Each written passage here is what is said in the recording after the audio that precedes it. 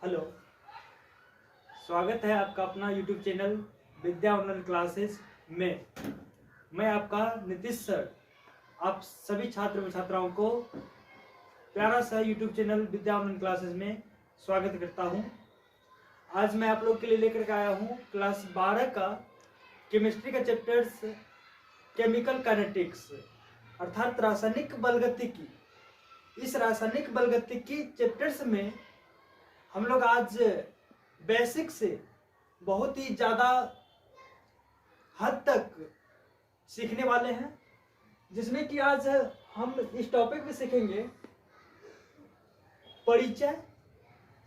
इससे संबंधित अगला टॉपिक होगा रासायनिक बलगतिकी। रासायनिक बलगतिकी क्या है इसके विषय में पढ़ेंगे, इसके विषय में जानेंगे। उसके बाद आपका अगला टॉपिक होगा दर के आधार पर अभिक्रिया के कितने प्रकार होते हैं, दर के आधार पर अभिक्रिया को कितने भागों में बांटा जा सकता है। इसको पढ़ने के बाद यह सीखेंगे इस चैप्टर्स में कि सक्रिय मात्रा अर्थात एक्टिव मास क्या है, सक्रिय मात्रा अर्थात एक्टिव मास क्या है। उसके बाद अभिक्रिया की दर को समझेंगे, अभिक्रिया की दर क्या है उसको परिभाषित करेंगे। तत्पश्चात सीखेंगे तात्क्षणिक अभिक्रिया दर किसे कहते हैं, और उसके बाद अगर समय बचेगा तो थोड़ा बहुत आपके लिए क्विज भी करवा दिया जाएगा। तो शुरुआत करते हैं रासायनिक बलगतिकी से। क्या कि रासायनिक बलगतिकी है क्या? तो रासायनिक बलगतिकी रसायन विज्ञान की वह शाखा है, रासायनिक बलगतिकी रसायन विज्ञान की वह शाखा है जिसके अंतर्गत अभिक्रिया की दर एवं उनके क्रियाविधि का अध्ययन किया जाता है, उसे रासायनिक बलगतिकी कहते हैं। कहने का मतलब है आप मोबाइल चला रहे हैं, आपके पिताजी ने आपसे पूछा कि आप क्या कर रहे हैं, तो बोलते हैं कि पढ़ाई कर रहे हैं। कुछ देर के बाद आपके पिताजी ने पूछा कि क्या पढ़ रहे हैं आप लोग, कौन सा सब्जेक्ट पढ़ रहे हैं, तो बोले कि केमिस्ट्री पढ़ रहे हैं। केमिस्ट्री में क्या पढ़े, तो बोलते हैं कि रासायनिक बलगतिकी पढ़े। तो पूछ देता है कि परिभाषा क्या होगा, तो आप लोगों को यह बताना है कि रासायनिक बलगतिकी क्या है, जवाब देना है। तो किसी भी चैप्टर्स को पढ़ने से पहले यह पता होना चाहिए कि उस चैप्टर्स का थीम क्या है। यहाँ पर जो हमारा चैप्टर है वो रासायनिक बलगतिकी, और रासायनिक बलगतिकी किसे कहते हैं, तो रासायनिक बलगतिकी को समझने के लिए यह समझना होगा कि रसायन विज्ञान की वह शाखा जिसके अंतर्गत अभिक्रिया की दर, अभिक्रिया का वेग और उस अभिक्रिया से संबंधित जो भी क्रियाविधि है उनका अध्ययन करना ही रासायनिक बलगतिकी कहलाता है। आई होप समझ में आया होगा।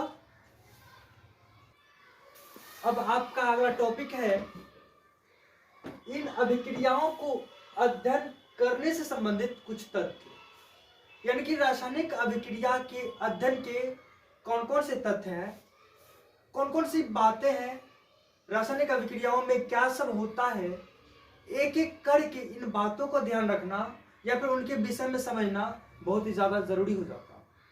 तो इन रासायनिक अभिक्रियाओं में जो आपका है वो है पहला, किसी रासायनिक अभिक्रिया की संभाव्यता, यानी कि रासायनिक अभिक्रिया होगा या नहीं होगा, इसके विषय में भी हमको जानकारी होना चाहिए।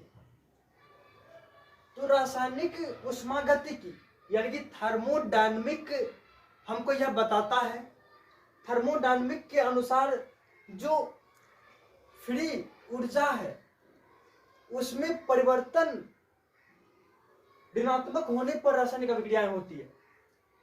कहने का मतलब है थर्मोडायनामिक नियमानुसार अगर मुक्त ऊर्जा डेल्टा जी का वैल्यू अगर ऋणात्मक है इसका मतलब है कि रासायनिक अभिक्रियाएं होगी। अगर मुक्त ऊर्जा पॉजिटिव है इसका मतलब थर्मोडायनेमिक हमको यह बताता है कि रासायनिक अभिक्रिया संपन्न नहीं होगी। दूसरी बात यह है कि अभिक्रिया कितनी मात्रा में बढ़ेगी या फिर अभिक्रिया में जो अभिकर्मक है वो अभिक्रिया कितनी तेजी के साथ करेगी या फिर वो अभिक्रिया पूर्ण कितना समय में होगा, वो निर्धारित होता है रासायनिक साम्य पर।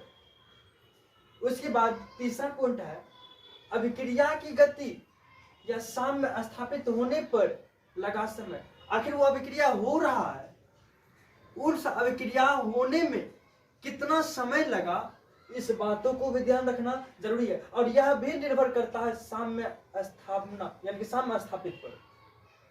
आपका है अभिक्रिया की गति को प्रभावित करने वाले कारक कौन कौन है। रासायनिक अभिक्रिया हो रही तो उसको प्रभावित करने वाले जो फैक्टर्स हैं उस फैक्टर्स को भी जानना जरूरी हो जाता। नेक्स्ट है आपका अभिक्रिया की क्रियाविधि या अंतिम उत्पाद प्राप्त करने में प्रयुक्त चरण। कहने का मतलब है यहां पर एक चीज समझते हैं, क्रियाविधि क्या। क्रियाविधि का मतलब होता है रासायनिक अभिक्रिया जो संपन्न हो रही है वो किन किन पदों से होकर के गुजर रही है, किन किन कार्यों से होकर गुजर रही है, उन पदों का वर्णन ही क्रियाविधि कहलाता है। कहने का मतलब है क्रियाविधि को एक आसान शब्दों में समझते हैं। अगर आपसे कोई पूछता है कि टॉपर होने के लिए क्या किया जाए, तो इसके लिए आपके पास जो जवाब होगा वो होगा टॉपर होने के लिए सबसे पहली बात है कि मेहनत करना पड़ेगा, उसके लिए निम्न क्लास में पढ़ाई करनी पड़ेगी, अलग अलग टीचरों के द्वारा पढ़ना पड़ेगा, तब जाकर के आप बोलेंगे कि ये सफलता प्राप्त करने का एक सीढ़ी है। ठीक उसी तरह से कोई रासायनिक अभिक्रिया जो होती है वो किन किन चरणों को पार करके अभिक्रिया को पूरा करती है, उन्हीं पदों का वर्णन करना ही क्रियाविधि कहलाता है। तो अभिक्रिया की क्रियाविधि या फिर अभिक्रिया के द्वारा जो प्राप्त अंतिम उत्पाद है उसमें जो भी चरण प्रयुक्त होते हैं, जो पद होता है, उसी का वर्णन ही क्रियाविधि कहलाता है। तो यह भी मतलब आप लोग को समझ में आ गया होगा। तो अब इसके बाद है